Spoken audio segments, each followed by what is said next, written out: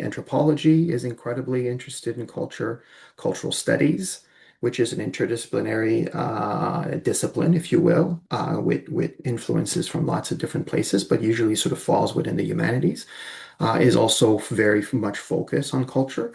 So while culture is not all of what sociologists do, it is, when we talk about culture, we're talking about the building blocks of society. We're talking about some of the things that make us who we are. We're talking about some of the most significant influences on our lives.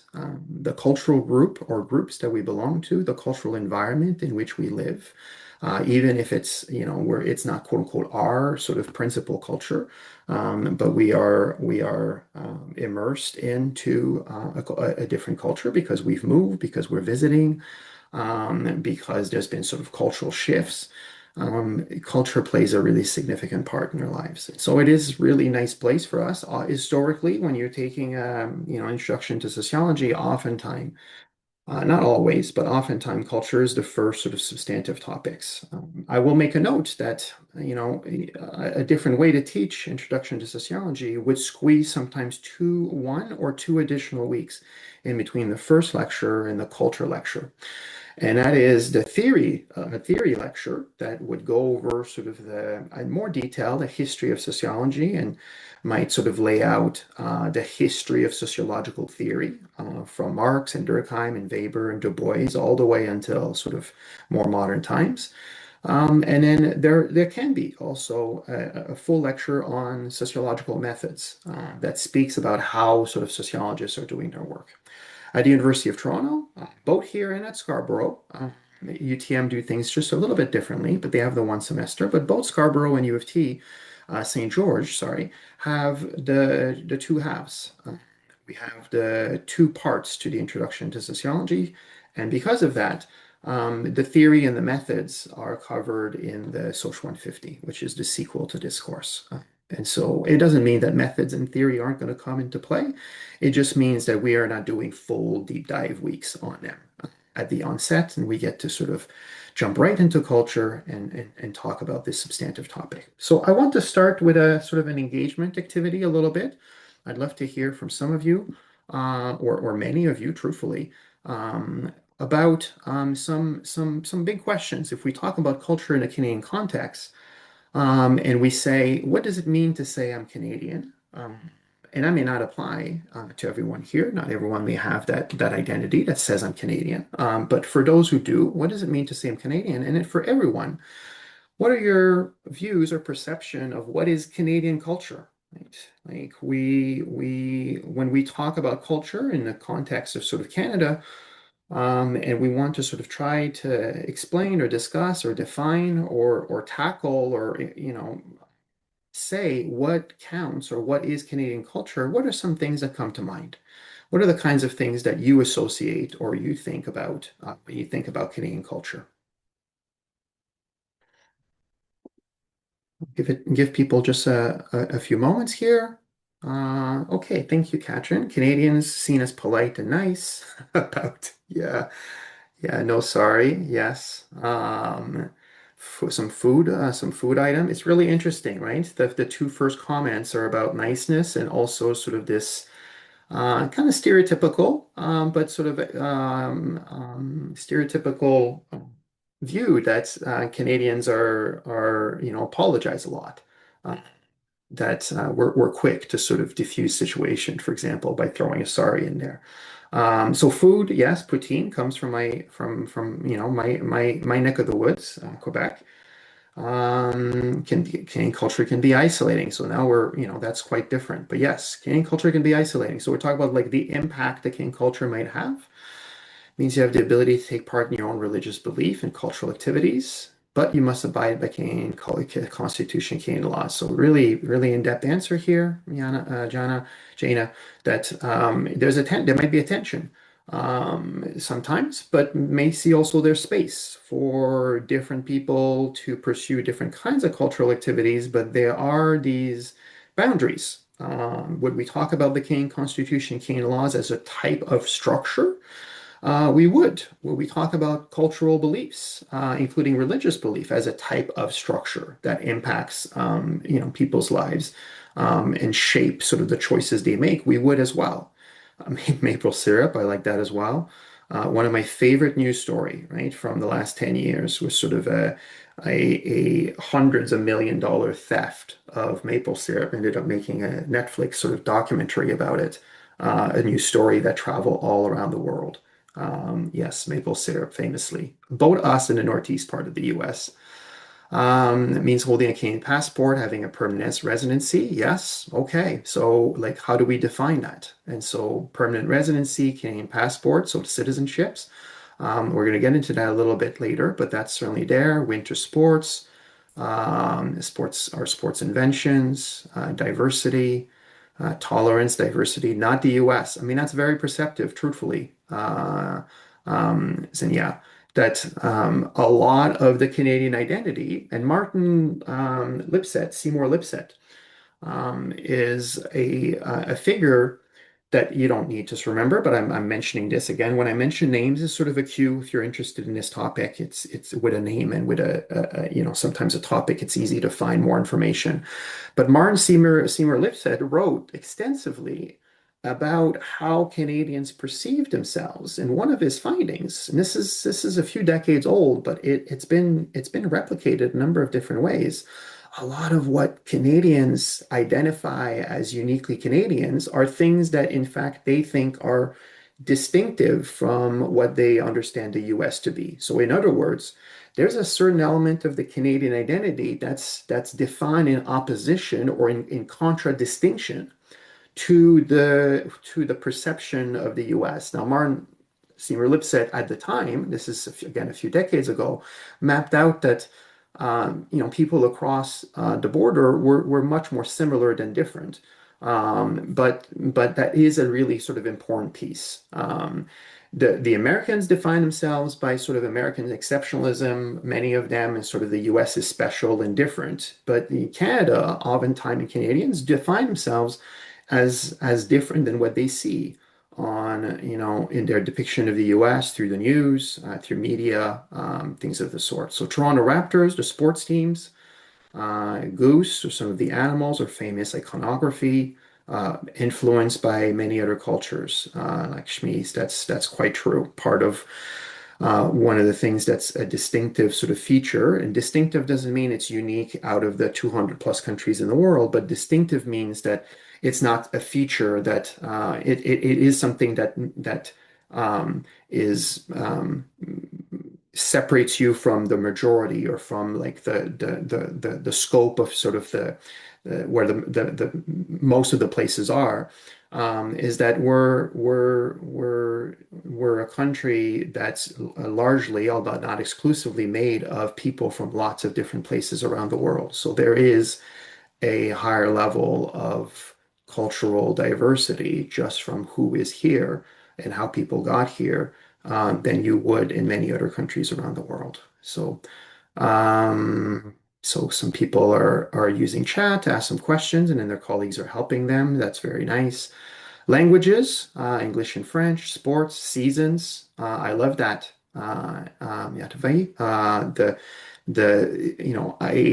I don't want to speak for any of you, but I'll speak for myself. The idea of the four seasons, for example, having a very distinctive, fall that followed summer, a very distinctive winter that may last. I mean, when I was younger, it felt like it lasted 5 or 6 months, but nonetheless, like, 2 months, 3 months, 4 months, 5 months, and then a really distinctive spring, and then a distinctive summer. The idea of the four season, taking that for granted, that as a kid, thinking like everyone has that. And of course, this sort of the seasonal piece, the weather, the environment, is not the same in places around the world. And eventually you realize, yeah, lots of people don't experience winters in the same particular way. Snow is not sort of the sort of the main thing, or variations of temperature from plus 30 to minus 30, if not more, is not common across many different countries.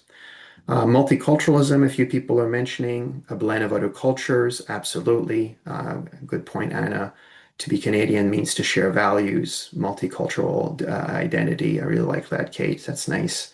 Red maple leaf seen everywhere. So yeah, I mentioned iconography earlier. I mean, more jargony word that maybe is absolutely sort of necessary, but what are the symbols, right? Some of the things that people associate with Canadian culture, and we'll talk about elements of culture in a moment, but they're symbols, right? The flags, the anthem. We mentioned the goose, the moose, the beaver, the elk, maybe. Some of the, some colors are associated with different countries, and so we have colors associated with Canada, oftentimes the red and white.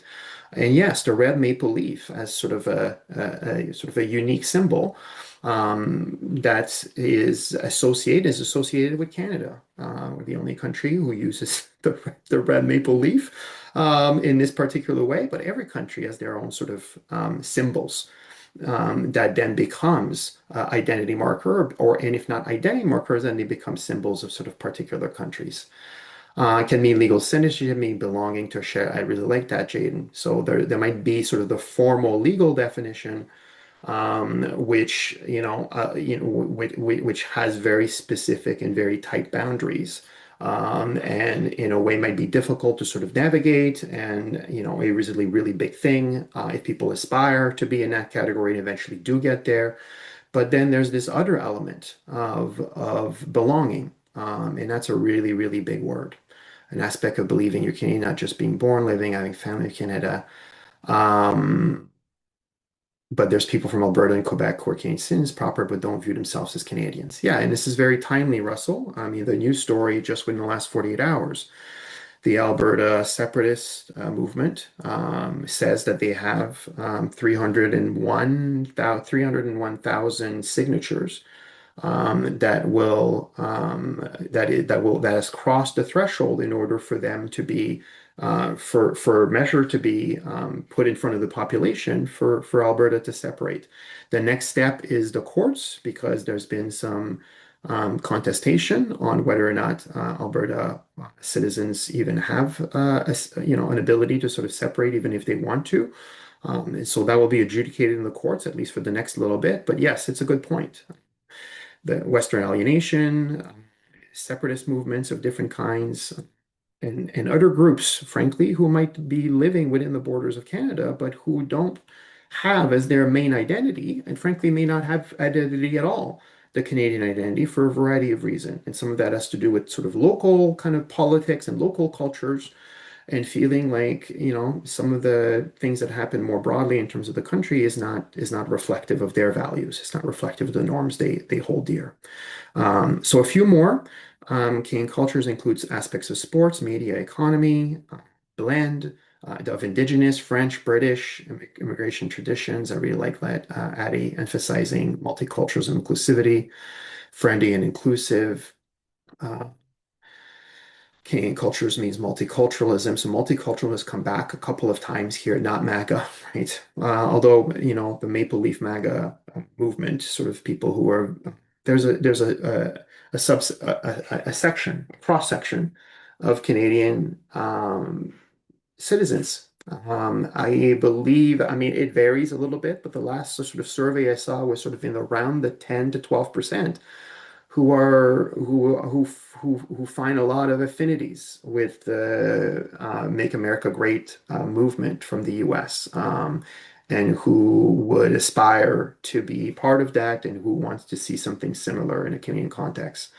Canadian culture is being sad and miserable in the winter, being happy and enthusiastic during the summer. You know what? That's a good place to end. Um, I like that. I mean, seasonal affect is a real thing. I don't know how much we're going to get into that in this particular sociology course, but there is real psychology and mental health evidence that the shorter days and being trapped inside and the elements sort of making it that people are not out and about has a real impact on how people feel, on how people connect, on how people interact. And so that ends up being a matter that's relevant to sociology. So thank you for all of that. I know there's more, but I really appreciate that. This is one of those places where the Zoom, as versus sort of a live lecture, allows to get to many more different comments. I don't know that there's tons of sort of upside, but I do appreciate that this is one of them. And so I really like that. Okay, so we had a mix in there. What does it mean to be Canadian? What does it mean to have Canadian culture? Um, the answers, I mean, you probably can sort of tell from that. There are different types of answers. We can't say it's not accurate to say there's no answers. And people, many of you, all of you, are pointing out the distinction between sort of the legal category and then the belonging category. And so when we get to the legal category, we can have different opinions, but the different opinions are not are not all created equal. And a set of definitions that are being employed, that are being used, do end up mattering more. So some definitions do hold more sway, have more legitimacy, the ones that are being held and are being recognized, for example, by the government and by the courts. On the other hand, when we're talking about belonging and we're talking about a sense and we're talking about identity, then it's a lot more fluid because different groups of people have different views. And this was reflected here in the chat, but that's also the case when we talk to Canadians more broadly. There's been lots of surveys over the years, including just the past couple of years, that asks Canadians, what does it mean to them? To be Canadian? What does it mean to have this Canadian identity? What did they attach to that? Has that changed between now and sort of a few years ago? And so what I'm about to go over are some of the elements that historically have come up. It's not a full comprehensive list, and you'll see that it will touch upon many of the things that you've mentioned in your comments. But these are some of the elements that come up. And one of them is this question of language diversity, right?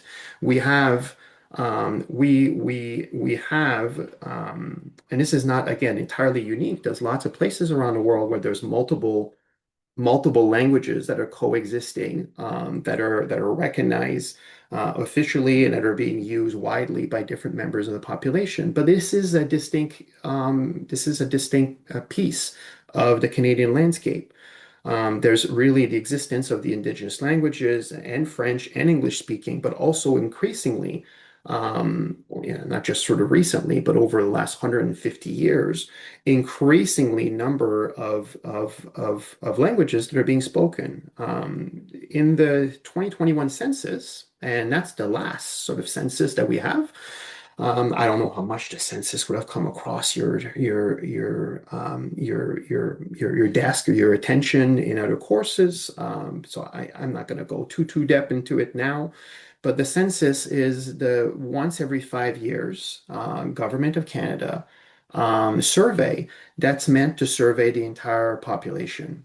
It's not a sample. All other surveys that get done in the intervening time oftentimes are done with a few hundred or a few thousand people, and those hundreds or thousands of people are meant to be representative of the Canadian population. So that ends up meaning that you're speaking to a fraction of the country, and then you're extrapolating from that sample and saying things about Canadians in general. But the census is not like that. The census is it's an it's an accounting of, it's a measuring of people who are living sort of in Canada, and it is a series of questions, a series of data point that's being gathered about all of those people. And so we get one of those every 5 years, right? 2011, 2016, 2021, 2026 is going to be the next one. And then usually over the course of, it takes 2, 3 years, 4 years, like people continue to mine the census for different pieces of information. So a bunch of 2021 results of what was in the census, continues to come out every couple of weeks. There's new things that come out. I don't know that any of you are going to do this for fun, but you're ever interested in that aspect of sort of governance and data gathering, like you go to the StatsCan website and look for the latest sort of infographic or the latest report. The staff there are always working on like producing sort of new information out of what the census had gathered. Okay, so that was a sort of a little bracket here. But there are a lot of languages. So from in the 2021 census, over 200 languages were identified as what's called mother tongue. That means the language that people like claim as their main language, the language that they speak at home, the language that they most sort of see themselves as using. Um, in 1969, the federal government passed the Official Language Act. Like that's when officially the French and English were made the official country's languages. And that meant that Canada officially became a bilingual sort of society. Now, mind you, again, right, in the Official Language Act of 1969, two languages were being recognized. At the time, the language that was being used is founding nations, the French nation and the English nations as founding nations. Now, we in 2026, frankly, even at the time a little bit, but certainly much more so in the last sort of 20 years, people find that framing quite problematic. You can't talk about the French and the English as the two founding nations of Canada when there's other nations that were here sort of well before the French and the English. But it is, and we'll return to these topics obviously quite a few times over the course of the semester. But there is already enshrined the idea that this isn't a one language society, and you do see that in other countries. You do see that, for example, in our neighbors down south, where the only official language is English, and there's pushback oftentimes against sort of any attempt to turn, and usually it's Spanish, that's the second most spoken, to turn it and to enable and to treat Spanish as sort of an official language. English is the official language of about 75% of Canadians. French is the first official language of about 21% of Canadians. So you add these two numbers together, that gets you to about 96. That doesn't mean that's the language of their ancestors or language of their parents and grandparents, but it is how people identify in 2021 as what is the primary language that they use. And so you have, three quarter, not quite a quarter, three quarter and one fifth accounted for between the English and French. 18%, I don't know if that figure is surprising to any of you, if you thought it'd be higher or lower, but only about a one out of five Canadians talk about being bilingual, being able to speak more than one language sort of fluently. I always expected that to be higher. And part of that has to do again with, this is not reported, it's not based on sort of objective tests on what people are able or not able to do. This is based on people's reporting. We're going to come back to that a little bit later as well, but it's how people sort of see it.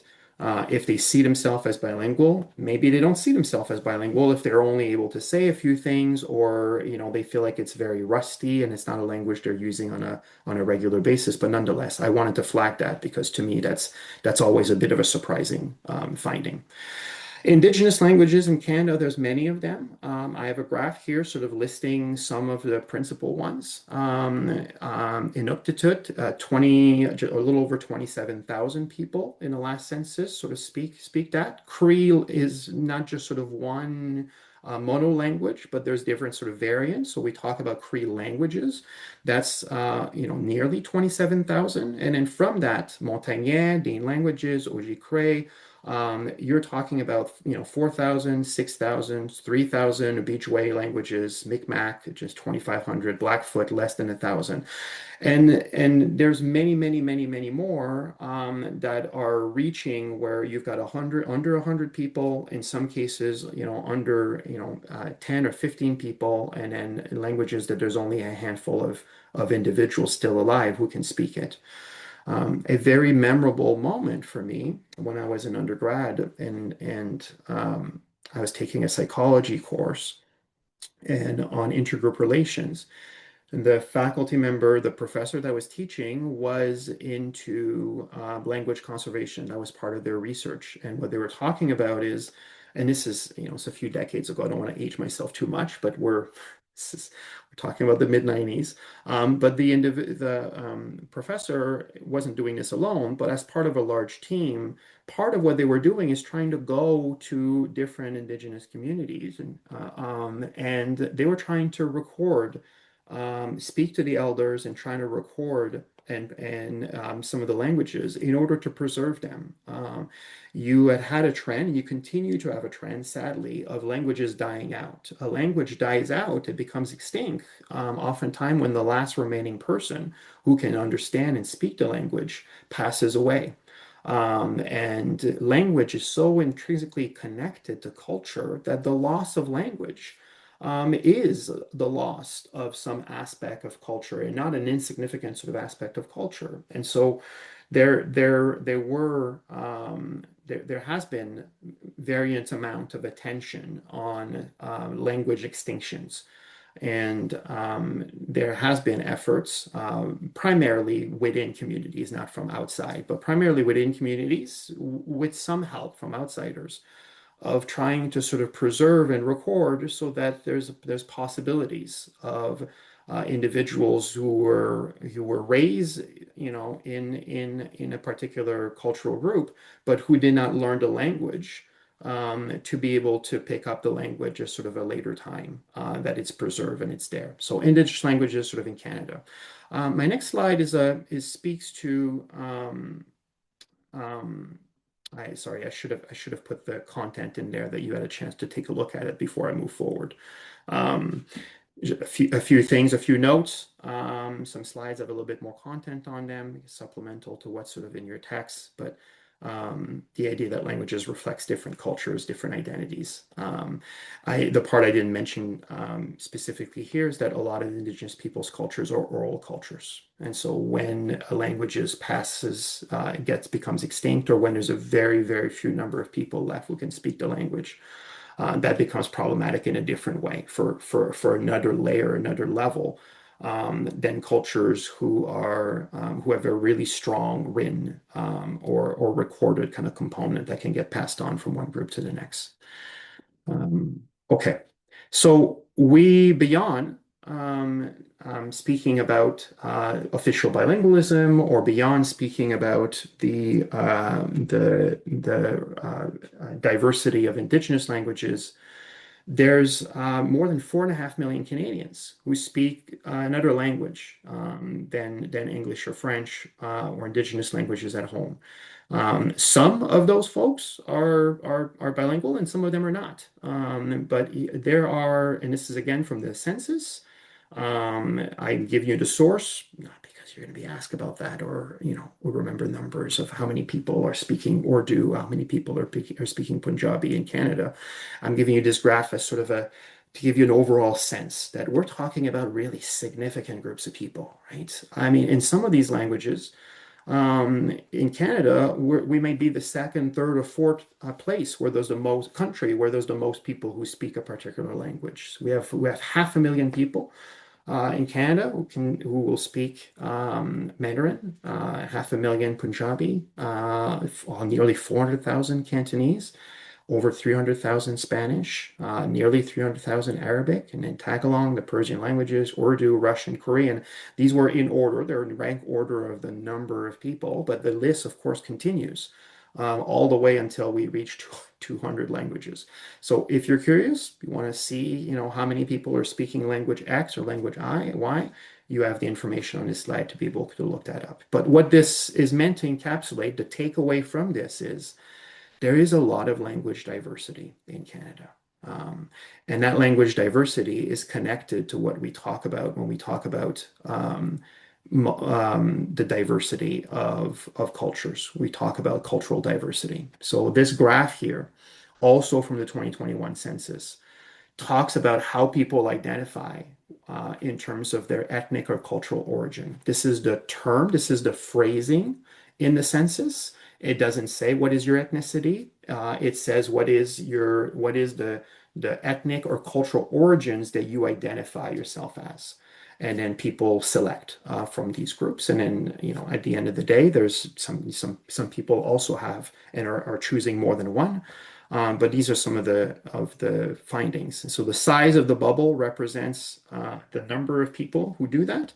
And so there's a few interesting things here. I'm not going to linger to do too much, but there's a number of people who see themselves as their cultural origin, and they say Canadian. And there's others who probably do identify, of course, as Canadian, but who see their primary cultural origin or ethnicity as linked to French or Chinese or English or German or Italian or Scottish or French Canadian. And so when you let people choose to select what they want or to identify how they want, you get a range. And these are not all, and this is really what's important here, these are not all mutually exclusive. So it is very likely that there are people who both identify as Canadian and identify as having cultural origins in India or in Ukraine or as Filipino or as Russian. But this is what's reported. So it gives us a sense of what are these identities that people bring. And then you'll even see that, for example, in the distinction between Québécois, this is near the bottom on the right, and French Canadian in the bottom on the left, right? Not all French Canadians live in Quebec. But also not all French Canadians identify as Québécois. And then there's a bunch of people and someone, I forget the name now, of course, but someone in the chat that's spoken about how there are some folks in Alberta, there might be some folks in Quebec who don't necessarily see themselves or identify themselves Canadians. That's 100% true. That would be captured a little bit here in terms of how people sort of see themselves and what they speak to.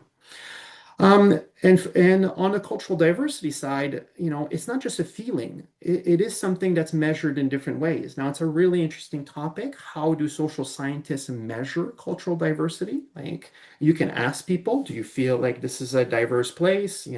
How you can kind of measure things like by measuring the number of different kinds of religious places that people can go to and gather and different groups of different types of languages and stores and community centers and places that are geared towards different group.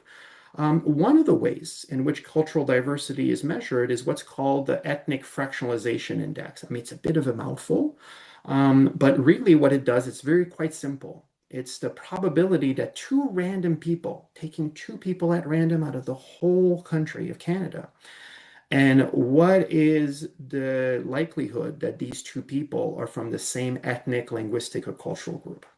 And what you have on that is that Canada ranks on this particular measure at near the very, very top. These don't represent all of the countries, and you'll see that the dates on that are a little bit older. So I'd love to see something a little bit more recent, but I wasn't able to find something that's more recent using this particular measure.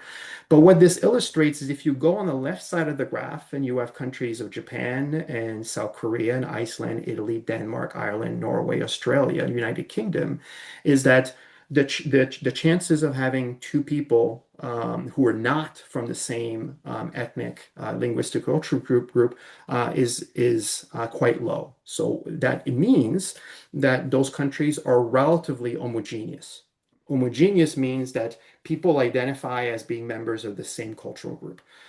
That's not everyone, because if we're talking about 0.1, that means 10% of the population doesn't fit that bill. And if you got a 0.2, which starts with Sweden and Germany and Austria and Hungary and the Netherlands, actually now you get into the 30%. But Canada's all the way where you have 70% chance that if you take two random people, they're going to be from different ethnic groups. So it is I'm a visual person.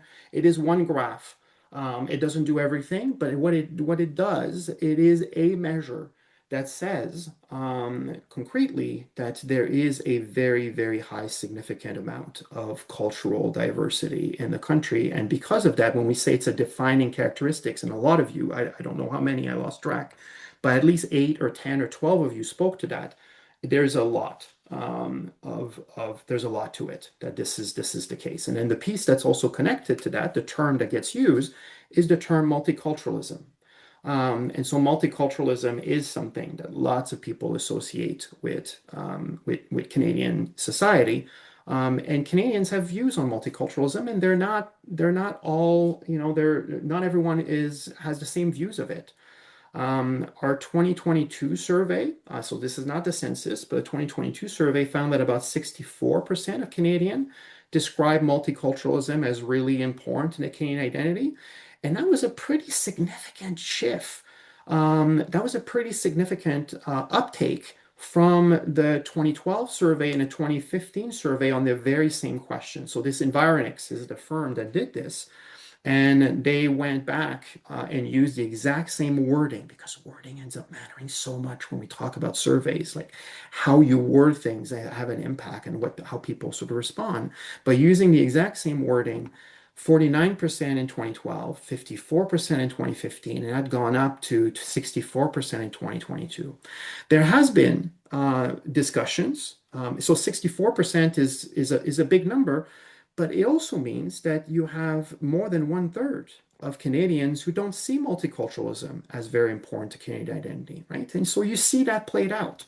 You see that played out at the big P politics, parties that are running federally, but also parties that are running provincially, where questions of multiculturalism, questions of the intersection between multiculturalism, for example, and migration, have different camps, different groups of people who believe very strongly about, but in different directions, about the value of a very diverse multicultural society, and in others who are either more neutral. 64 doesn't mean that 36% are opposed, but it means that that 36% is a mix of people who are more neutral, or and would also include the folks who are more negative about multiculturalism.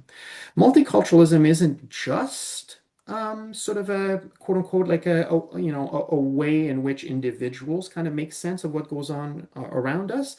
It's also official Canadian sort of policy. The Canadian Multiculturalism Act was a really, really big deal at the time, and it affirmed that every Canadian is supposed to receive equal treatment by the government, and that includes respect and celebration of diversity. And so there's a couple of really important provisions in there. For example, that Canada has a multicultural heritage, and that heritage needs to be protected, recognizing sort of Indigenous rights, recognizing English and French remain the official languages, but other languages may be used. It recognizes equality rights regardless of culture, religion, regardless of color or religion, and then recognizes minorities' rights to enjoy their cultures. Now, I want to pause here for a moment because, and this theme is going to come up a couple of times this semester, an official policy matters. An official policy matters because it is something that once adopted is not just supposed to, but is informing, for example, government programming and funding. It is something that individuals and groups can claim rights over, meaning they can bring their place of business or they can bring their government to court to enforce different things if they feel like their rights are not being respected, because the Canadian Multicultural Act like exists and it's recognized and it's enforced by the courts. But a policy doesn't mean a policy is aspirational. And it's a strange maybe way to put it. And maybe that's come up in other courses you've taken, or maybe it will sound even more strange if it hasn't at all. But there's an element to policy that's aspirational. It lays out like sort of ideal terms, like this is what it's supposed to do. When we talk about the criminal justice system later this semester, and it says everyone is supposed to be treated equally, no one in their right minds thinks that the criminal justice system is working perfectly as intended. It is not working perfectly as it intended. But it doesn't mean it doesn't matter what's on there and what the provisions are and what the laws are and what it's aiming to be. But it also doesn't mean that there isn't significant flaws in both in design, but also in implementation. And when we talk about the Canadian Multiculturalism Act, if you see any of these components under the act and you're like, well, wait a second, does Canada really fully like recognize Indigenous rights? Do we fully recognize equality rights regardless of color or religion? Do we fully recognize minority right to enjoy their cultures? There's news item on a regular basis, including in my, home province, so at least the one I was born and grew up in Quebec, around secularism laws that are putting tensions on this, that are prioritizing certain things for the sake of uniformity and secularism, truthfully, that impacts certain groups far more than others, including in following and adopting and celebrating their culture. So the Multiculturalism Act is both a sort of significant, it matters that that's there. It has real sort of consequences in terms of the institutions of the country, but it does not mean that everything it claims to be doing, A, it's doing it anywhere near 100%, and that there isn't some significant gaps in some significant places where the act is being, like the boundaries of the act are being pushed. And where the edge cases, and sometimes the edge cases become like quite numerous, the edge cases are kind of pushing, are pushing on it. And so all of that sort of makes it more complex. It means that it's a little bit more complicated to say, oh, there's a law, there's a law, there's a law. That's the end of the story. Or there's an act, or there's a policy. I guess the policy is in place, and so things are all good now. So when we talk about when we ask Canadians, this is a question I asked for all of you, but if there a unique kind of Canadian culture, what in their opinion, when we ask Canadians, is the defining features of Canadian culture? This is the list. This is the list that comes up of how people in surveys sort of speak to Canadian cultures. And truthfully, I think almost all of this, I mean, maybe one or two in there didn't come up in the chat, but you also brought up a number of others that were not in this list. But equality and fairness, consultation and dialogue is implications of that in what many of you said. Accommodations and tolerance, support for diversity, compassion, generosity, attachment to Canada's natural beauty. So tongue in cheek, talking about like the seasons and the winters and that being rough and the summers and being happy. Like there's something about the land and the environment and the space and the climate that people attach to the culture. And then maybe the element that didn't come up as much, but it's implied, I think, in a lot of what have you said. A lot of people care about Canada's world image. They care that Canada has a overwhelmingly, not perfectly, but overwhelmingly good reputation around the world. They like that, and they like that idea, and they that being compromised is something that makes people upset or makes people sad, sort of in different ways. Again, we're going to get into that a little bit later this semester. So this is the list, or it's the list from the survey side, from the Canadian side. So what we haven't done yet in this sort of cold open is to talk about what is culture, right? There's been sort of talking about Canadian identity and talking about Canadian culture, and in a way, we didn't start at the beginning. We didn't start with what is culture? Like, what are we talking about here, sort of specifically? And this was by design. In some ways, culture is so interesting, but it is like all the other terms that we're looking at over the course of the semester, um, or sorry, the big issues or the big topics, they're familiar to most of you, right? This is one of the things about sociology, is that we're looking at society, we're looking at the social world, but this is a social world you've been living in for decades and decades for some of you. It's a social world you already inhabit. It's a social world you already have lots of knowledge of, lots of experiences of. So culture or class or gender or race or education or work or topic like religion, like none of these are words you've never heard. None of these are quote unquote brand new to you. They're familiar to us. So the goal here isn't to, primarily talk about things that you don't already know about. The goal is to make the familiar unfamiliar, right? The goal is to look at something that's familiar, but taking, if you will, a second look or a third look or a fourth look and digging a little bit deeper, going beyond our own individual sort of experiences and say, okay, how do people who do this for a living make sense of some of these things that are impacting us all the time? How do they make sense of it, like one step or two-step remove?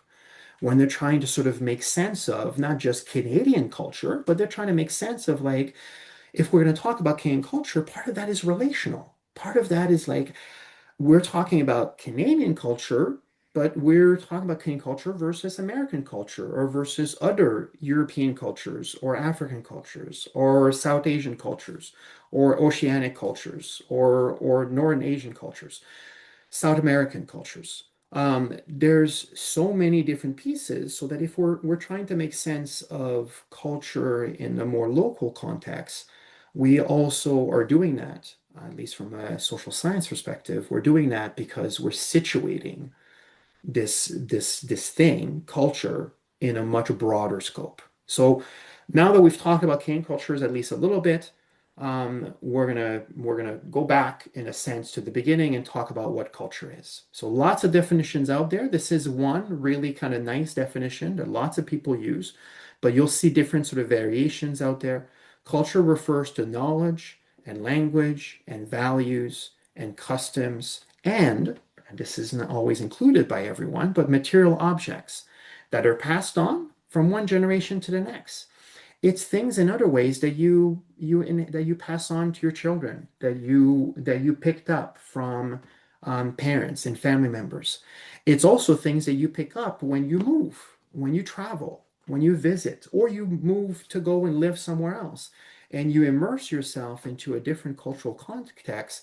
The things that you're picking up about what people are doing, about how they're behaving, about the ideas that they have, about in which the society sort of is built. Like, what are the things that are taken for granted? What are the things that are really important within that culture? Like, what are the things that are considered, for example, sacred versus the things that are considered mundane? So, culture includes how we think and how we act and what we own. And if you remember the definition of sociology, right, and we're interested in like human action in context, those three pieces were in there. The knowledge, the piece, the behavior piece, and then the idea of we weren't really speaking there at that point of what people own, but talking about like the different dimensions that are attached to sort of human actions and sort of cultures includes all of that. So everything we make with our hands and everything we make with our minds um, has this cultural connotation, this cultural pieces to it. The field of sociology who's most interested in this is called cultural sociology, right? So that's what the area is called. And cultural sociologists have continued to sort of expand and dig deeper to make sense of culture, especially in the context of the 21st century, especially in the context of the last sort of 10, 15, 20 years. And really, what they've landed on as the umbrella term, the umbrella ways that includes all these different aspects of culture is what's called meaning making processes. So that's a bit of a mouthful. I mean, it doesn't roll off my tongue right now as an ESL, but meaning making processes, the process by which people make meaning, attach meaning to different things. Like, what does it mean to me? What do these clothes mean to me? What does this music mean to me? What does this food mean to me? What do these traditions mean to me? What are these beliefs that were taught to me, carefully and over time by family members, by other members of my cultures? Like, what does it mean to me? How important are these things to me? That's meaning making processes. The processes is by the way in which meaning is being made. And so how is meaning being made? How is it being passed on? How does somebody go from not caring about something to caring very deeply about it? All of that is tied to cultures. So what is the significance people give to their groups and relationships? What meaning they give to their groups? Where do those meanings come from? And how do those meanings impact you? These are all things that are at the heart of what cultural sociologists do. And there's really three different lenses they like to use. So three different levels, if you will. Cultural sociologists will study things like objects, so the meaning that we attach to rituals and symbols. Like almost all cultures, if not all cultures, have particular rituals or symbols or traditions that's really important to them. And so that's part of what cultural sociologists look at. Again, not exclusively, anthropologists do this as well. They focus on the interactions between people, interactions between individuals and small groups, and how, for example, the family and friend groups and the community, how it helps produce meaning. And then they also study culture in the broader context. Like, how do institutions and very large organizations, for example, inside a country, support or promote or help maintain or in some other ways endanger culture? So how is it involved in the production of cultural products? So an example that I gave here is the music or the movie industry, right? Is there a vibrant movie or music industry out of one's cultural group? Like, and vibrant doesn't mean that it is popular all across the world, but it is being produced and being consumed it's an important piece that connects other individuals who speak the language or are embedded in the culture and who want and who are feeling interpellé is the French word, who feel that affinity and with whom that music or those cultural products sort of resonate. If we're talking about meaning making processes, and this is the last or sort of the heavier slides, I promise. I think it is, so I shouldn't promise unless I'm 100% certain, but I think it is. That we're listing here the reasons why this is what cultural sociologists have decided to focus on when they're studying culture. Meaning making processes are really, really important because everyone is involved in the creation of meaning. If you have younger siblings, if there's kids in your family, if you've been around kids because of friends or sort of around, like this meaning making starts very early. You have toddlers, you have preschool children, you have early elementary school children that are working their way through the world, that are attaching meaning to different things, who are picking up and creating their meaning. They're absorbing meaning from their teachers, from their parents, from their siblings about what's important. Everyone in one way or the other is involved in creating meaning. And understanding the meaning that individuals share allows us to understand what is special about this group, right? What is unique about this group? If I want to understand a cultural group and I want to understand what's distinctive about that group versus another, I want to understand the special meaning and the different kinds of meaning that this group has for different things, for different thoughts, for different ideas, for different objects, for different behaviors. And so it is an insight into what we call social group cohesion. And that's really important. And it also, this circles back to the cultural diversity conversation, it also makes us appreciate the range that exists out there, the variation. And in a way that's it's quote unquote preaching to the choir, quote unquote, here in this context. Most students who are at the University of Toronto are well aware of a multiplicity of culture, even if they're not themselves embedded in a dozen or more kind of cultural spaces. Toronto is a very multicultural city. The university is a very multicultural city, it's a very multicultural space. And it doesn't mean there isn't power and inequality that's intersecting with that. There definitely is. We're going to talk about that. But we're at least aware that we are not in a monoculture, and that there is all this diversity around us. We would be having a little bit of a different conversation if we're somewhere else where me and and all of you in the class shared the same cultural origin, shared all the same language, who really were all embedded in the same cultural group. We'd be talking about cultural diversity as this thing that exists out there, as versus something that all of us in our own ways are living right now.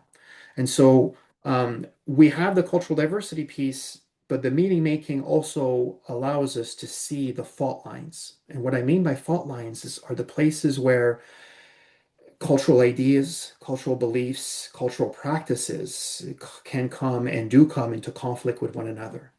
And when we talk about power is who has more influence over, for example, the policies of a given country, the laws, the way the healthcare is being run, the way the education system is being run, the way the criminal justice system is being run, the way in which the workplace is being run.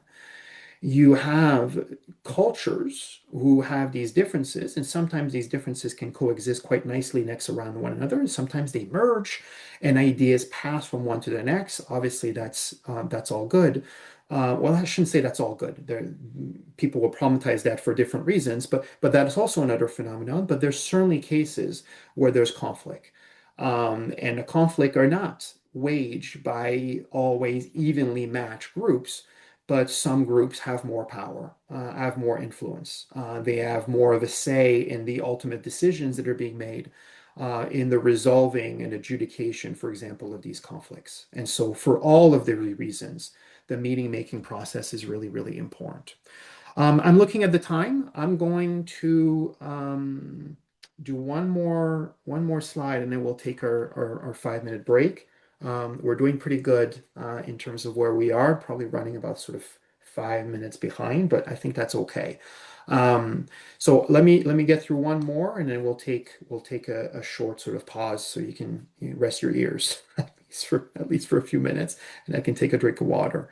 So culture shapes not just what we do, but again how we think and how we feel. The important piece here that's a little bit different than what we had before is that a lot of what some associate as human nature, a lot, and I don't want to say every single thing, but a lot of the discourse that's out there on media platforms and frankly even in the public claims that people make about like the natural way for things to be or human nature way for things to be, whether they're talking about like class or they're talking about beliefs or they're talking about things like categories like gender or they're talking about like economic or political system, any claims that are being made that somehow this is like human nature, this is the essential universal sort of conditions, it takes 5 minutes of work to realize that this thing that we treat as human nature oftentimes ends up taking very different form if you start looking cross-culturally, or if, even more so if you start looking cross-historically. And so culture is learned. What we take to be this human nature, this natural sort of piece. And the first chapter of the text talked about naturalization. And I think it used the concept of time in order to sort of say that. Naturalization oftentimes is something that has been fixed for such a while, it's been fixed for generations, that people don't remember the history. They're not aware or don't remember that it wasn't always like this, that the way in which things are done today, it was done otherwise. If you go back 2 decades, 5 decades, 10 decades, 30 decades. Um, but historians do this, sociologists do this, anthropologists do this, political scientists will do this. Across the social science and humanities, natural sciences, people will go back and show and see that what we take for granted now oftentimes is the results of these really specific, particular historical, social, cultural, economic circumstances. And what you have is, when you step back, is a vision of the variation. And yes, there's stability, 100% there's stability, but that stability is not infinite. There's still variation in there. So when we talk about culture being learned. We talk about a defining characteristic of culture is that it's shared. We're not really talking about culture if it's something only you believe, only something you do, something that's unique about you as an individual, but it's not really shared with any sort of group or any community. We talk about culture as something that gets passed on. We talk about culture as being cumulative. Culture is not static. The culture that was passed on to you from, the people who raised you, from parents and others, and the way you make it your own, as every generation does, as our generations may not be exactly the exact same generations, most of you and me, but we're like every generations makes it their own. And so there's a cumulative piece, it's different iterations, different changes that takes place. And culture is intrinsically sort of human. It is, we're not going to get too deeply into, what are some of the similarities and things that are in common between human beings and other living things on the planet. But oftentimes, almost always, most people who conceive culture as something that is quite distinctive about people. When we're talking about like the full breadth of sort of how we talk about culture. Okay, so I have on my watch/phone 10:10. We're gonna resume at 10:15. I'm gonna pipe down right now. I'm going to take a quick drink of water and then come back. If there's some non-course content related questions about admin things, I can take a few minutes and speak to those while we're having our pause for the lecture, and then we'll resume at 10:15 in terms of the content. Okay, be back in a bit.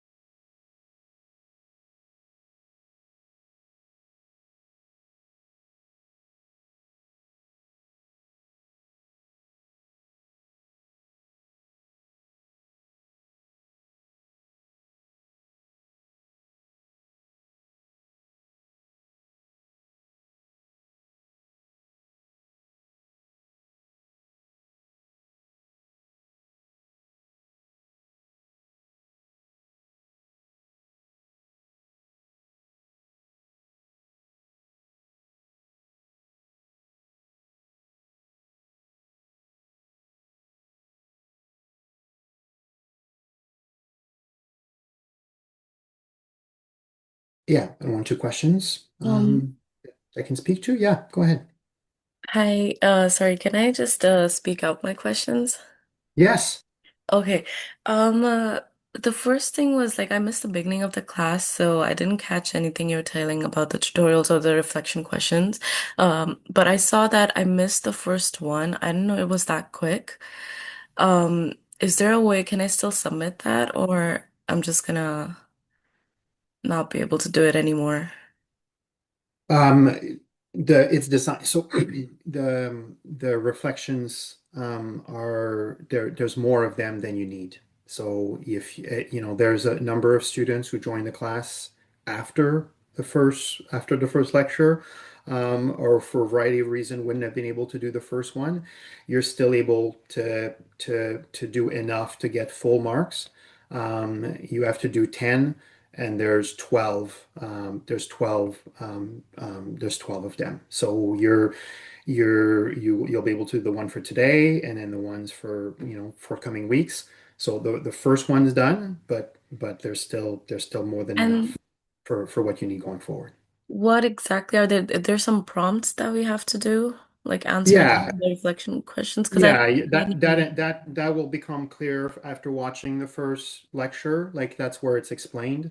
Oh, okay. Between the syllabi and the lecture itself. So the lecture reflections a reflection on the lecture. So any student who watches the lecture, whether live or the recording, right? Because recording that gets Hmm. put up sort of after, you have everything you need in order to be able to, take your 15 minutes or your 20 minutes and then complete the work.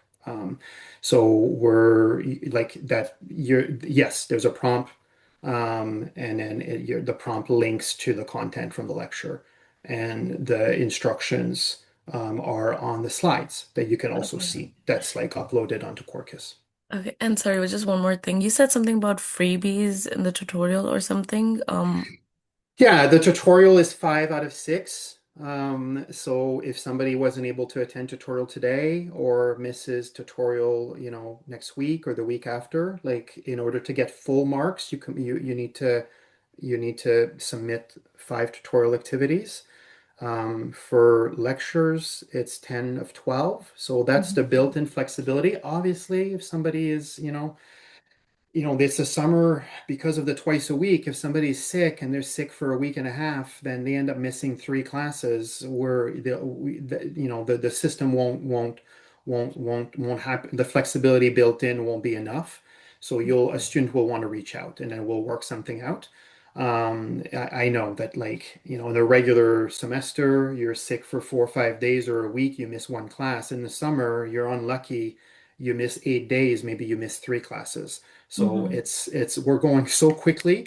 There is a bit of built-in. The built-in means you don't have to contact us, you don't have to say anything. You just like it's just there.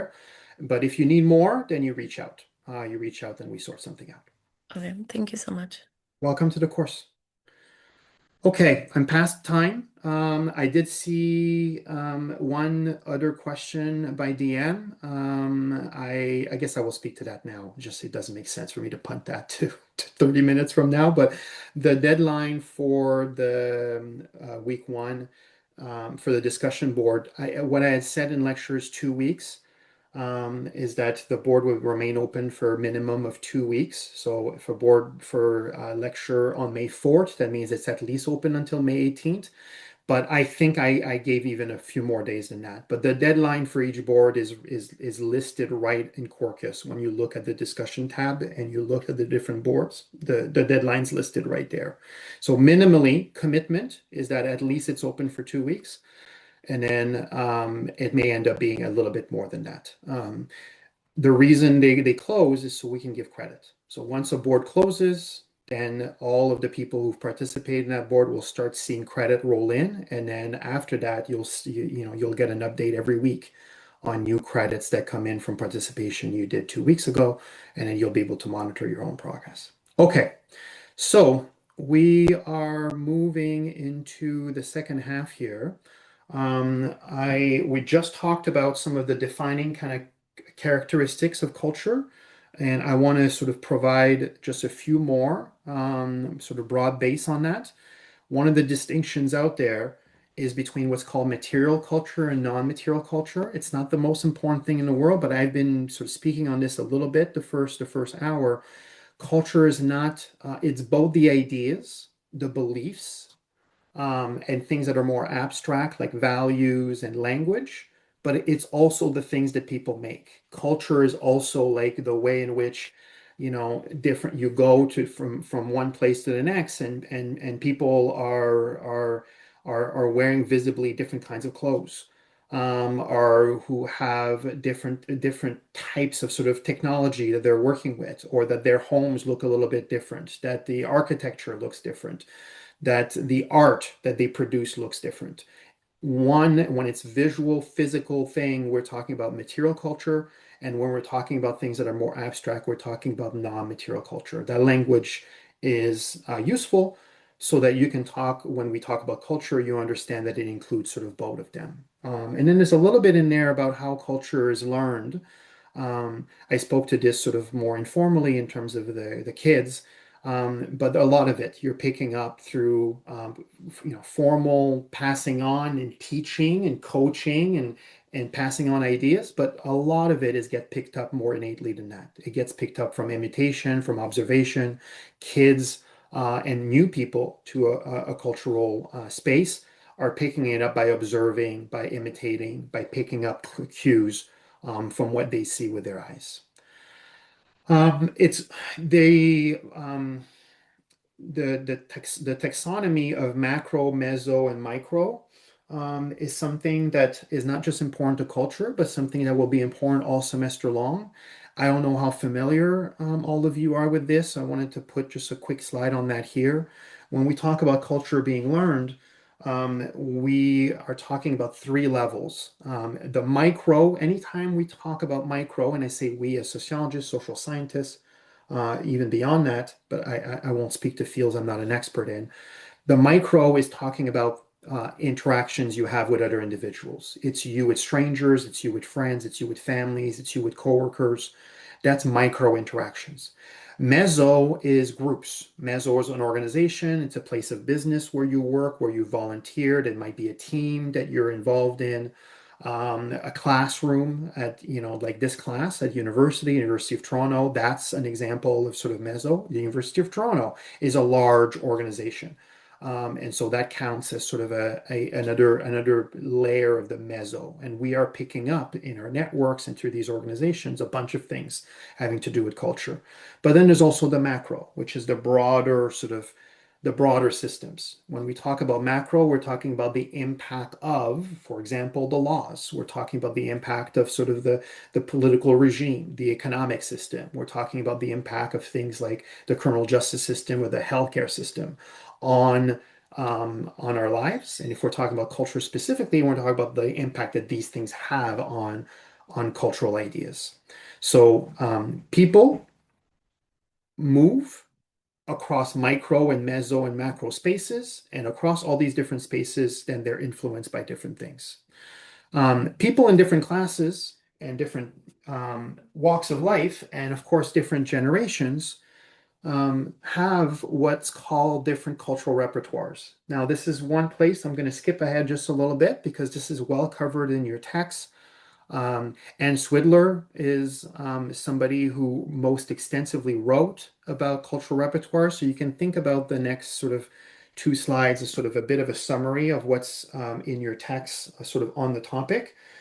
I'm only going to say that cultural repertoires is what's available to you. So when we're talking about, like, the old school way of talking about it is what are the shorthand? What are the expressions? What are the words? What are, for the emojis that people are use that a subsection of society knows and exchanges and engage with each other with, but is not necessarily something the entire group, the entire society sort of is familiar with.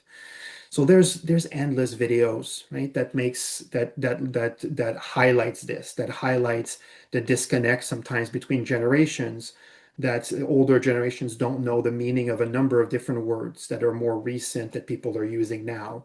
And then there's old words. old words that would have had like their heyday like 15, 20, 30, or 40 years ago, but that, folks now are less familiar with because it's not something they've come across.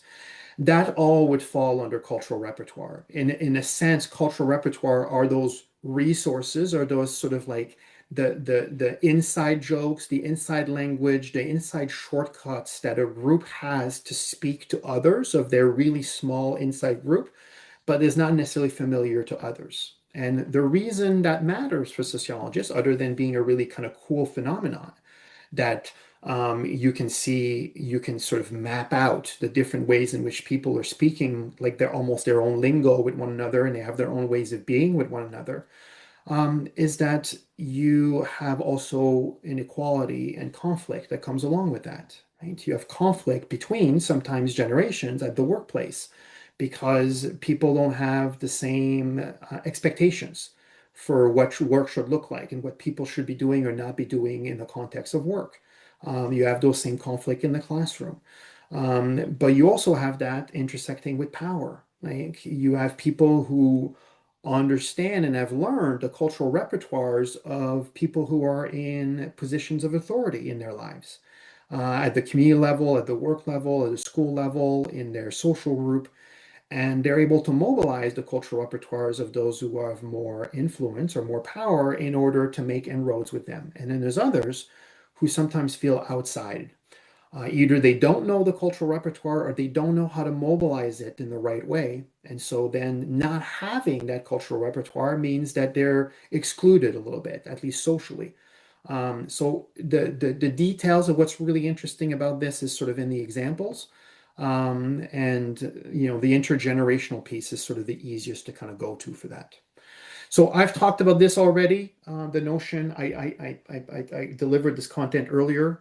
That happens sometimes sort of in lecture, like you prepare it with one idea of a linear, but then it came up in the context sort of a little bit earlier, but talking about sort of the natural aspect of humanity. So I'm not going to repeat all of that.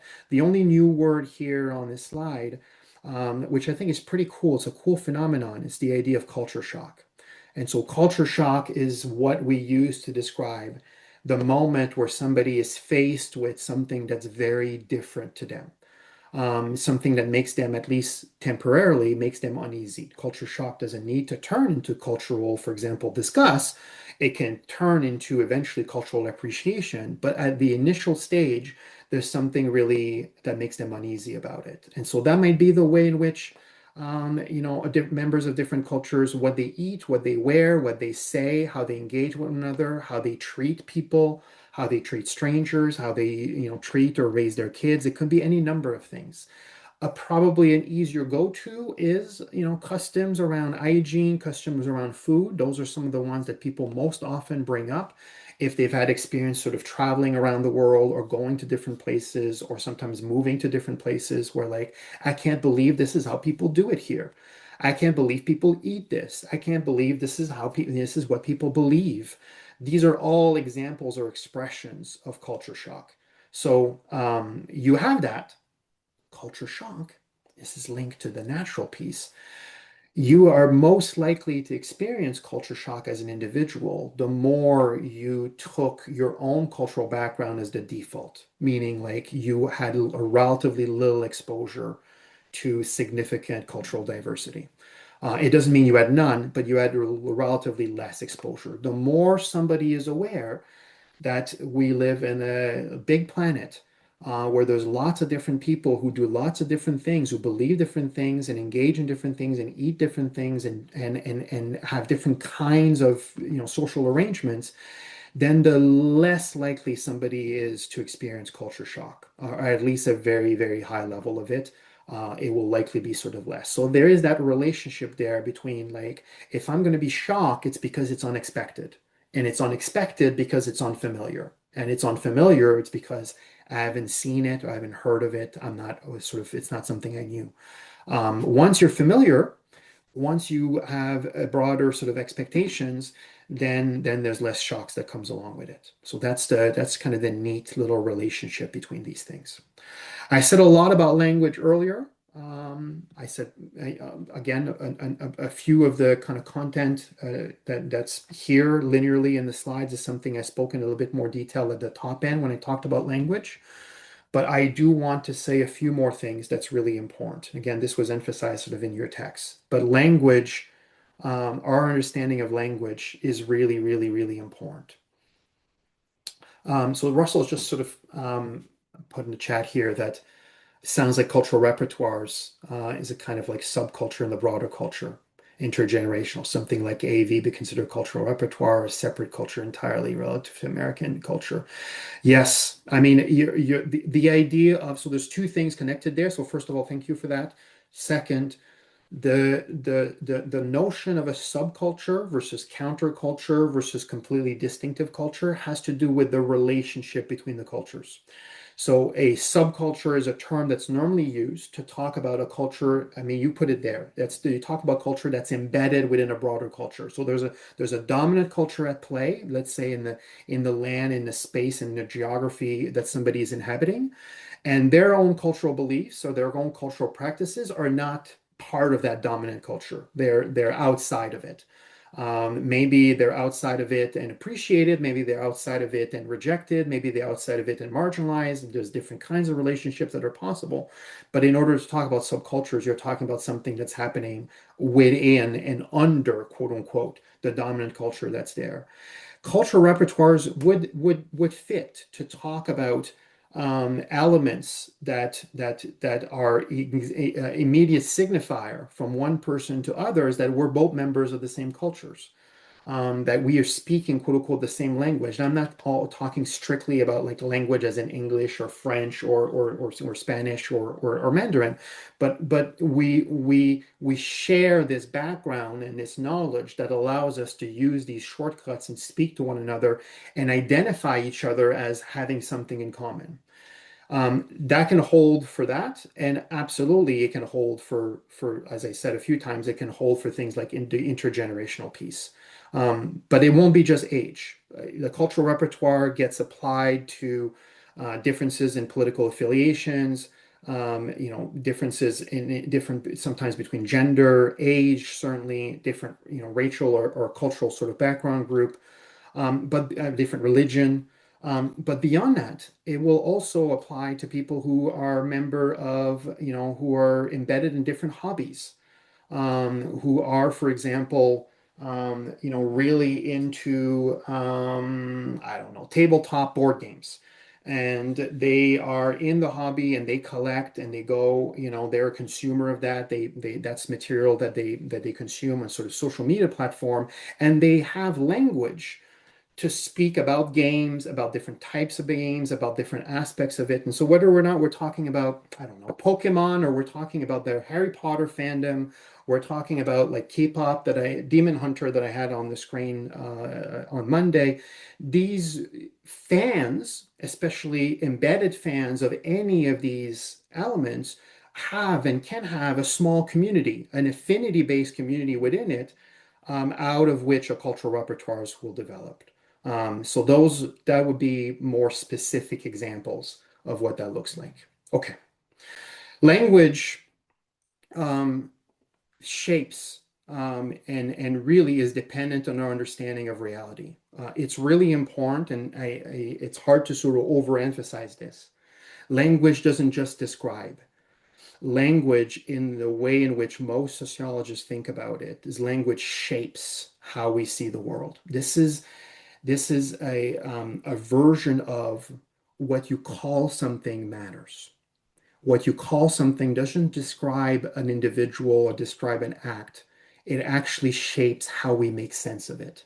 If you're doing a news story, or if you're just an individual talking to a friend or a family member, if you use particular words to describe an individual or describe what happened to you, the words that you choose shape how somebody interprets what took place and whether it was bad or good, or this is something that's problematic or something that's exciting.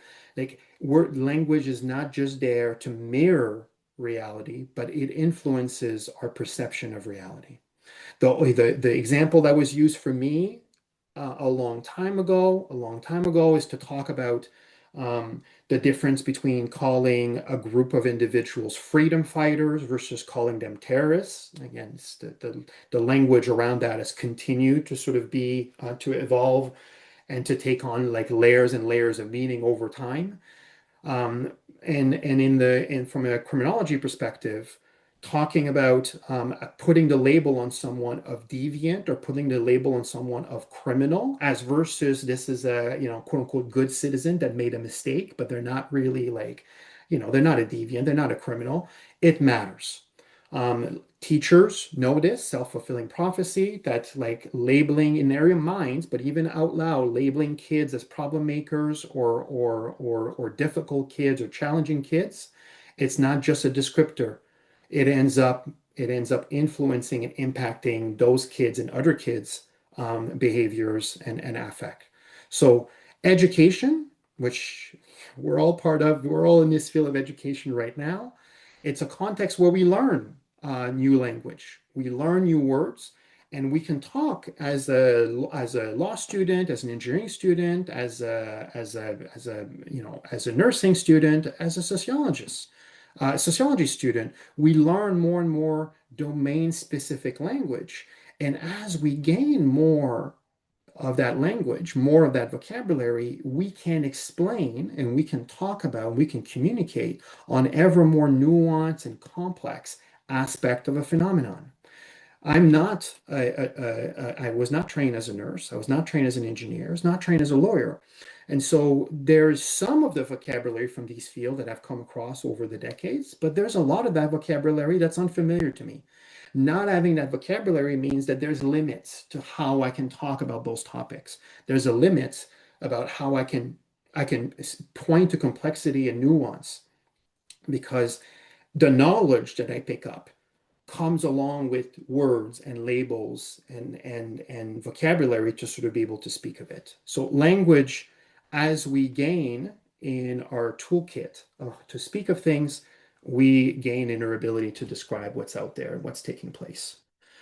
Another really important piece about language is that it's context shaping and context dependent. So we call the context dependent piece indexicality. That means that what a word or a phrase or a sentence or something we say takes meaning from the context in which we say it. And yet, at the same time, that what we say depends on the context and what it means depends on the context, it also shapes that context. It also impacts other people who are listening to me and how they go forward from that. This is a little bit on the abstract side. I know examples are always best. So the best example I can think of is the phrase, I love you. Um, and the phrase, I love you, takes on different meaning in different contexts. A person that says that to their sibling or to their parent or to their child or to their partner has a very different like saying I love you in those contexts. It takes on a different meaning than saying I love you as a musician that says this to their fans from the stage. And it has a different context than saying it to someone who wants nothing to do with you, and who's told you maybe repeatedly that they're not interested. And yet those words are uttered to them, like that takes on a completely different meaning. It's context shaping because hearing those words, especially hearing them for the first time, especially hearing them again from the people you care about, like it produces an emotion. It produces like a comfort, a joy, a happiness, an elation, a surprise. Maybe in other contexts, it produces the opposite. It produces fear and disgust and shame and like but it will produce different output. So language is context dependent, that's indexicality, and language is also context shaping.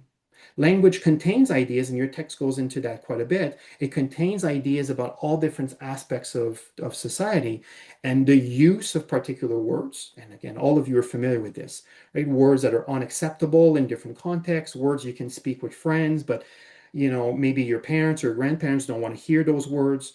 Words that you can speak in private, but in public, some of those words have not have pushback or like there's restrictions around them because the way they will be received can be quite negative. Words evolve over time to take on different meaning. Words that had one meaning 5 or 10 or 15 or 20 years ago, but now they've developed a secondary or tertiary meaning, and maybe now it's a new principal meaning that's attached to them. All of this is true about the nature of language. And the term, the academic term to speak about a number of this is called dynamic nominalism. That means that the way in which, like the labels that are out there, the labels that exist to speak of things fundamentally change how we think about particular behaviors. And so the examples that are brought on, this concept is from Ian Hacking, he's actually a Canadian um, scholar, and he talked about a few different examples, but he talked about sort of domestic violence, things like child abuse, things like marital rape.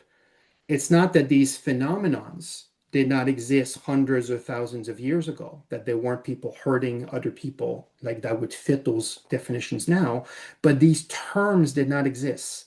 These words did not exist. The notion of domestic violence, the notion of child abuse, the notion of marital rape are relatively modern inventions in terms of terms. And so dynamic nominalism speaks to the fact that you eventually there's phenomenons that exist that aren't really spoken about or they're not problematized, they're part of the background, they're just things that people do, but they're not something to sort of talk about. And eventually, and this is a bit complex to kind of do in 30 seconds, but eventually some people start being concerned and there's discussions and there's a term that forms to speak of this thing, to say, to name it, to point to it, to say this is happening, and we don't think it ought to happen. And then eventually it can become the subject of policy or subject of political discussion, capital P, and eventually maybe there's laws. And in the case of all of these, that's what happened. There are laws that developed, but they developed well after the language was developed, and the language was developed centuries after the beginning of these things sort of taking place sort of in the past.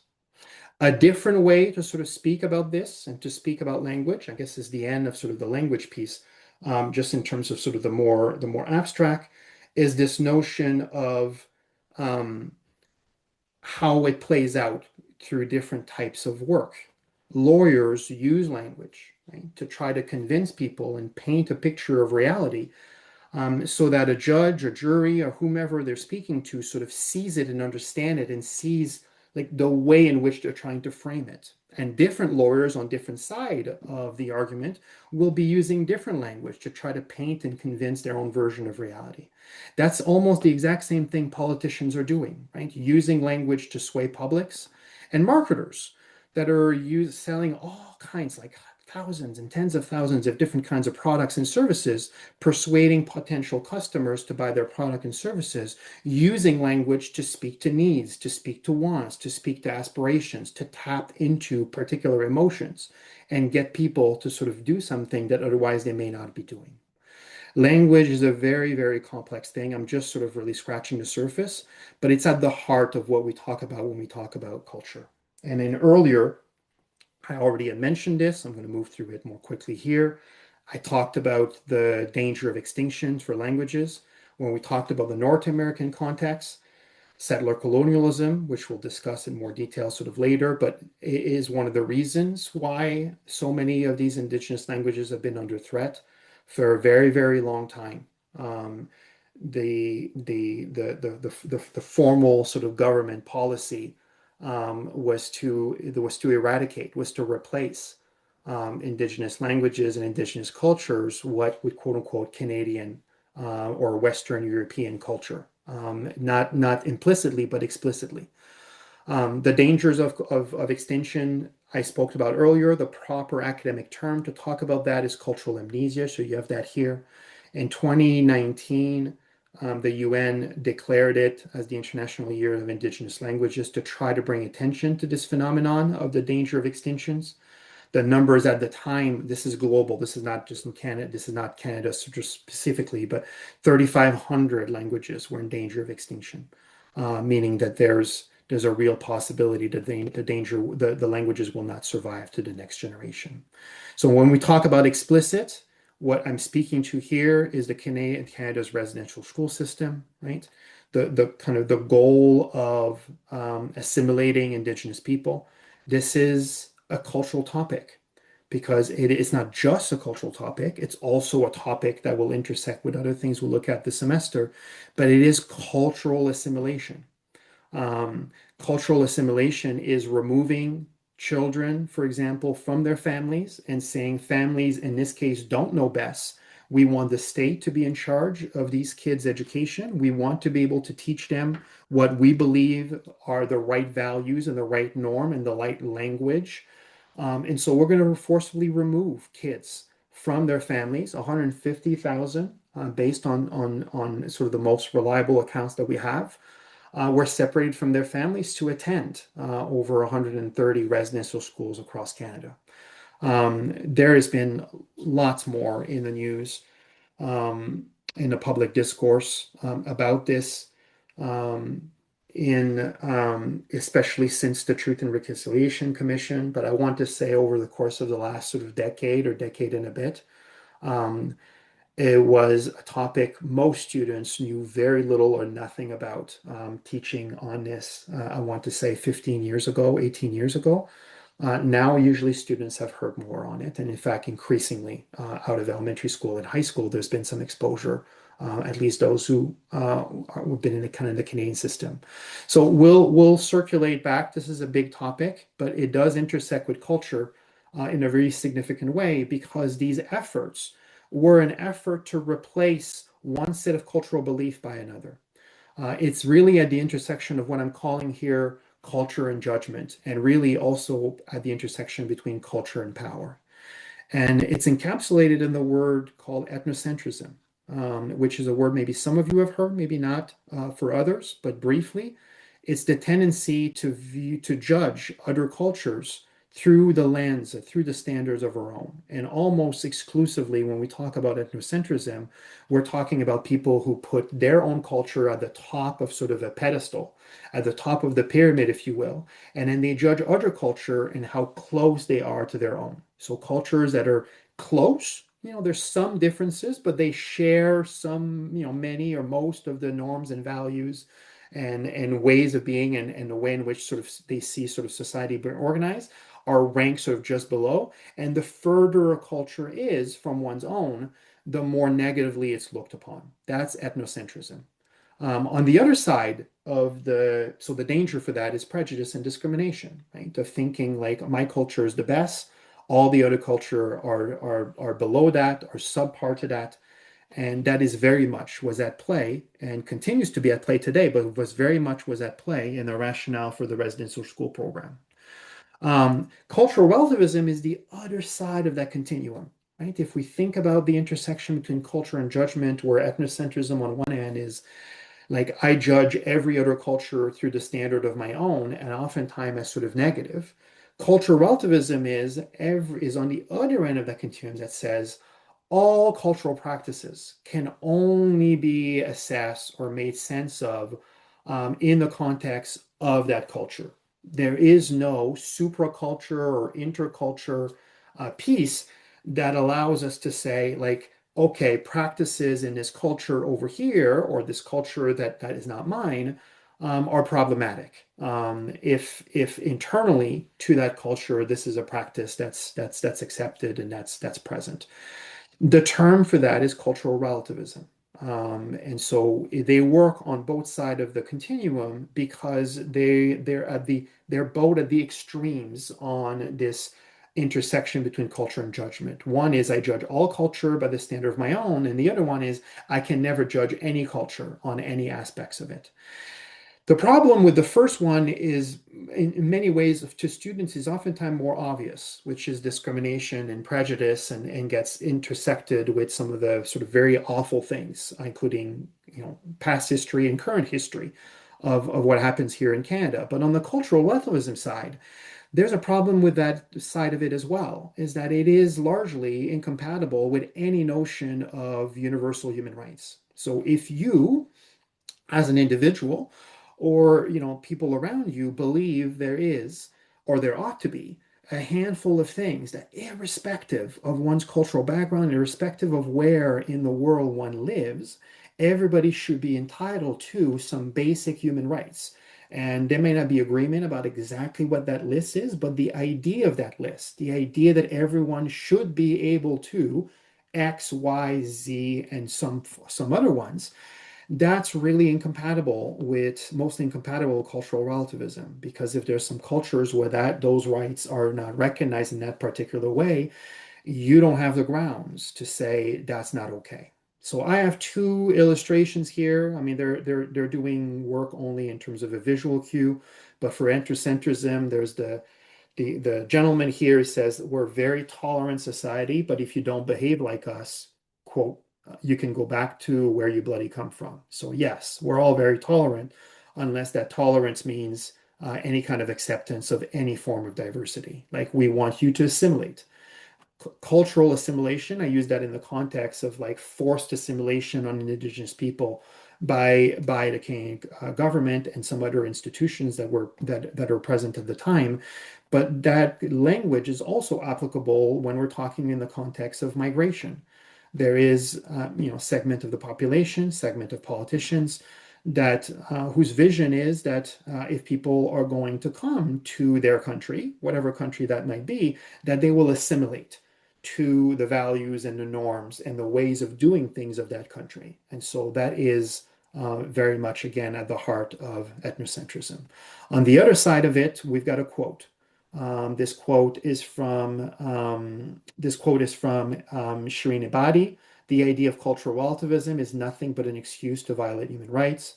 Um, she's the first Muslim woman to be awarded the Nobel Peace Prize. That took place 23 years ago now. She's been in exile since 2009, has spent a significant amount of time sort of in Canada doing work on democracy and human rights, and really opposes the notion of cultural relativism as the idea that it's people who want to turn a blind eye to some of the things that are taking place elsewhere that do require intervention, that require people to stand up and say this isn't right.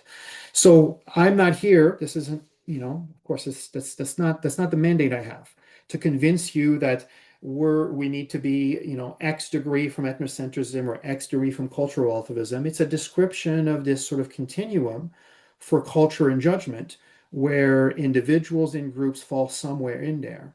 And there are concerns identified on along the whole spectrum. And there's debates and there's disagreements and there's real stakes on how individuals sort of see this, but even more so than that, how the institutions, for example, of a particular country have embedded in them more of a cultural relativism piece or more of a ethnocentrism piece, and what that means and what that looks like. And so I've talked about power in a couple of different ways, and I mentioned this in the context of cultural repertoires, but there is not always, but often in a given country, there is a culture that's more dominant than the others. We talk about the dominant culture, not the one that has the most people who believe in it, but we talk about the dominant culture when we talk about the most powerful group, the one who have most influence over the political infrastructure, over the economic infrastructure, who gets to dictate more than the others, how their cultural beliefs and their cultural values will be embedded within, for example, the education. What are we going to teach children in elementary school and high school? How is health going to be handled? What's going to be covered versus not covered? What is the kind of services we're going to offer or not offer? How is the criminal justice system going to be organized? What is going to be embedded in there? We're going to talk about each of those for a full week for all of them. But the dominant culture speaks to the idea that even if you have dozens and dozens and dozens of groups, to the extent that there's some small and sometimes not so small disagreement between them, who has the power to get their way in the end? What do the institutions sort of support and promote as versus others? And so one of the terms that gets used in sociology to talk about that, people who have and who share the values and the beliefs with the dominant culture, is having more what's called cultural capital. So again, if there's a dominant culture and that's who's doing the hiring, that's who decides, who's doing well in school, that's who does, that's That's most at play within the criminal justice system or the healthcare system. Having and sharing that means having more cultural capital, which provides different advantages because you're not at odds, you're not in conflict with the values of the dominant group, but it's something that you share with them. So that takes us to a conclusion, which is apropos since we only have a couple of minutes here. Um, I wanted to kind of plug, one major cultural piece that I'm particularly interested in, which is the topic of sports. Um, sports is all around us. It's something that people participated. It's something that people consume. It's a very central piece of how a lot of people spend, for example, their leisure time, but it also intersects with all kinds of social and cultural and political and economic aspects of society. So sociologists look at sports as a way to look at culture, as a way to look at issues like class and race and ethnicity and gender and all kinds of other issues. We look at things like violence and cheating and doping and corruption in the world of sports, both at the individual level in terms of athletes, but also more broadly. We look at the ideas that are promoted through sports. For example, winning at all costs. For example, playing through, adversity, playing through pain. We look how different ideas about masculinity, femininity, and all other kinds of aspects are played out and are magnified when they're intersecting with the world of sports. And yet, we also look at the way in which sports is